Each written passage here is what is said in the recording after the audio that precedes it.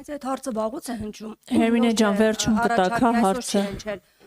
Հարց արդյոք չեք քննարկել երբևէ խմբակցությունում։ Անկեղծ ասած, ես պատիվ ունեմից առաջարկին տեղյակ չեմ, անկեղծ, եթե պատիվ ունեմ խմբակցությունից առաջարկ ընջել, ես ուղղակի տեղյակ չեմ։ Հայտարարություն է։ Տեղյակ չեմ, այդ հղում անեք կարդակ, Սիրիկ եմ ձեր հարցը։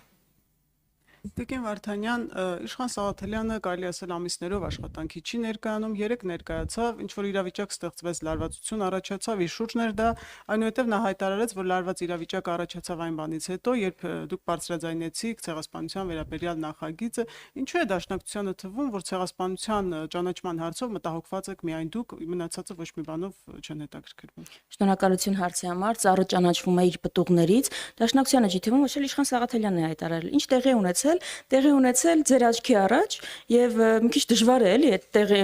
հազարավոր մարդկանց աչքի առաջ տեղի ունեցածը փորձել նենգափոխել ու այլ տեսանկյունից ներկայացնել։ Այժմ քննարկում էր հայտարարագրերի ժամկետի երկարաձգումը, Հայաստան խմբակցության քարտուղար Արծվիկ Մինասյանը հայտարարեց նաեւ անակնկալ կերպով,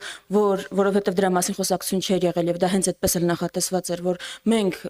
այսպիսի նախագիծ ենք ցեղասպանության շղթումը քրեականացնող նախագծով ենք հանդես գալու եւ դա տեղի ունեցավ, ինչ որ տեղի ունեցավ, թե ինչու է այդպեսի արձագանք, անկեղծ եմ ասում, դա ինձ էլ է հետաքրքիր, ի վերջո ո՞րն էր այդ արձագանքի իմաստը եւ ինչու են այդքան ջղագրգիռ արձագանքում։ Ես չեմ կարծում, որ Հայաստանի ցեղասպանության թեման հետաքրքրում է միայն դաշնակցությունը երբեք այդպիսի պնդում չի արել, ճիշտ հակառակը։ Ես կարծում եմ, որ ցեղասպանության թեման Հայաստանում մի քանի քաղաքական գործիչ չի հետաքրքրում, մնացած հանրությանը քաղաքական ուժերին եւ գործիչներին հետաքրքրում է եւ երեկվա այդ օրինագծի հանրային արձագանքներն եւ քաղաքական շրջանակների, մասնագիտական շրջանակների արձագանքերը դրա մասին են վկայում։ Ինչ վերաբերում է Իշխան Սաղաթելյանի մասին ձեր պնդումներին, գիտեք, նախ գալիս է եւ այստեղ է ներկայ է լինում, այդ թե ինչու է Իշխան Սաղաթելյանի ամեն անգամ դալիճ մտնելը կամ որևէ արտահայտություն նման ջղագրգիռ արձագանք ստանում, հարցրեք ԿՊ-ի ներկայացուցիչներին, ես էլ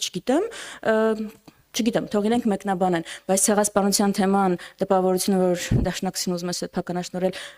բացարձակապես այդպես չի։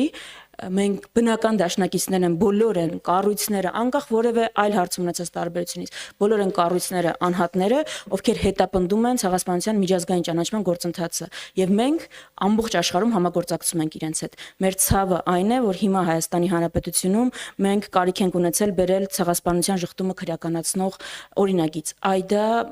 մեր համար ողբերգություն է, անկեղծ եմ ասում։ Շնորհակալություն։